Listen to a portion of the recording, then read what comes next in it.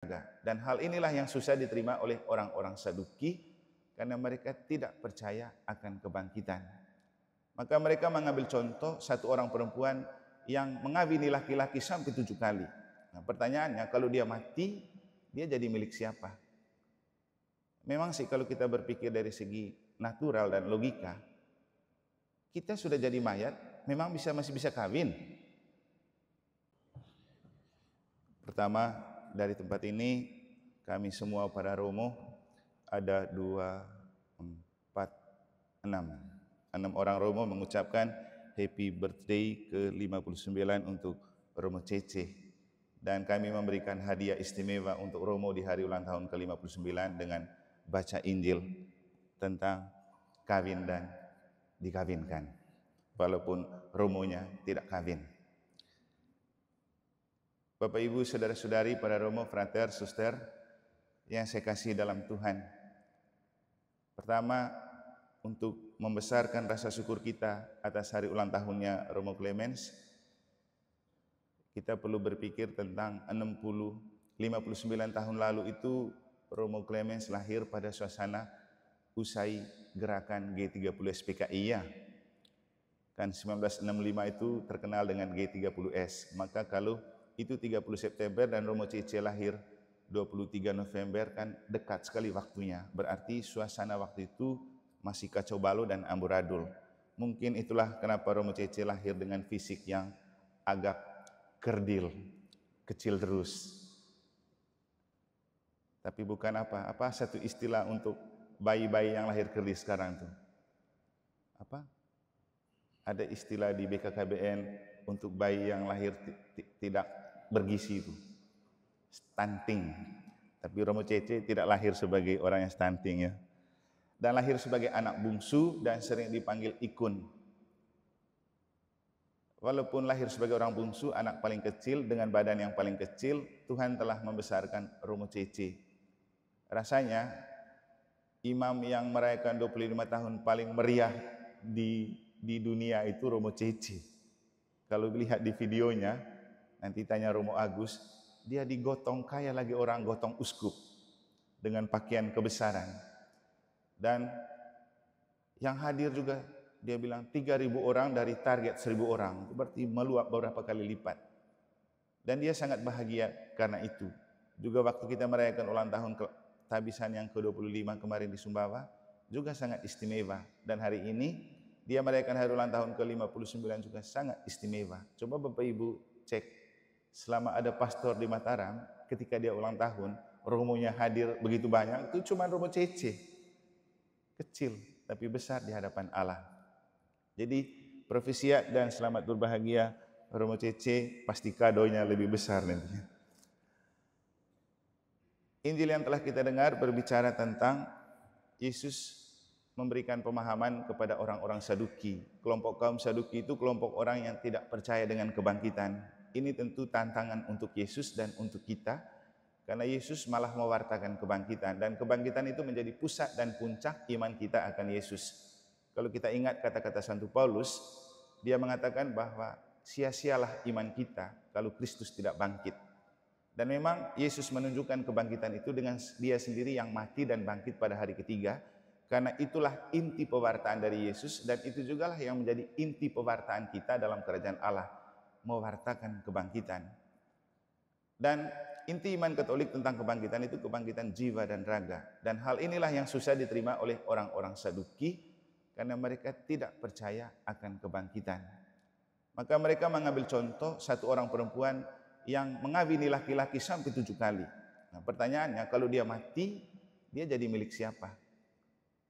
Memang sih kalau kita berpikir dari segi natural dan logika, kita sudah jadi mayat, memang masih bisa kawin. Karena setelah hidup di dunia ini kan kita mati, lalu kita percaya akan bangkit. Nah, kita bangkit dan setelah kita jadi mayat masih bisa kawin? Pasti tidak bisa. Makanya ini pertanyaan bodoh. Bagaimana dia akan kawin dengan siapa? Orang tidak bisa kawin setelah jadi jenazah dan mayat. Maka saya ingat kata-katanya Romo Lorenz selaku mantan deken kita waktu kami datang serah terima. Dia bercerita dan bergoyang dengan keluarga-keluarga yang datang dari negara. Kamu tahu perbedaan antara kawin dan nikah? Apa, Romo? Kawin itu pakai urat, nikah itu pakai surat. Jadi kawin itu pakai urat, nikah itu pakai surat. Kalau kita sudah mati, masih adakah urat-urat kita untuk kawin? Tidak ada. Surat nikah pasti tetap ada walaupun kita sudah mati. Dan kalau bicara tentang hidup setelah mati, Yesus bilang apa di bagian akhir Injil? Jadi setelah orang mati itu tidak ada kawin dan dikawinkan. Jadi orang dunia ini kawin dan dikawinkan, tetapi orang yang dianggap layak mendapat bagian dalam dunia yang lain itu dan dalam kebangkitan antara orang mati tidak kawin dan tidak dikawinkan. Bapak Ibu, perkawinan itu salah satu sarana untuk bahagia, walaupun kenyataannya banyak orang tidak bahagia karena kawin.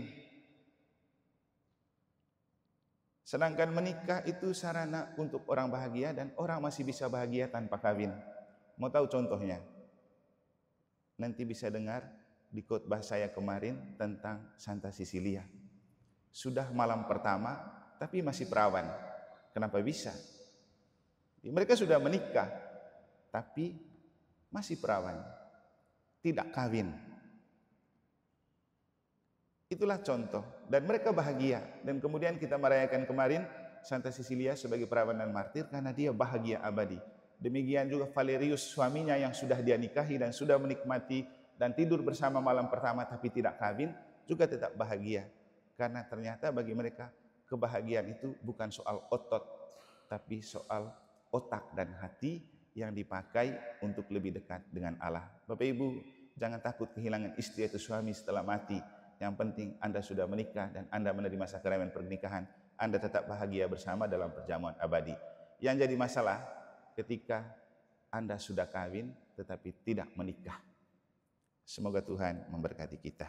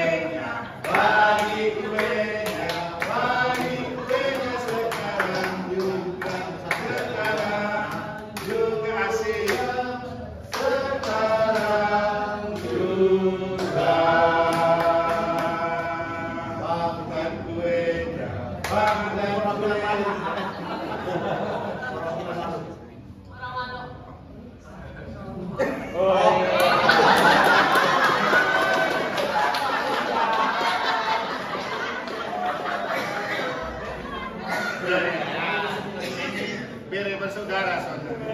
Jadi trio bere. Yang lain Ami sendiri.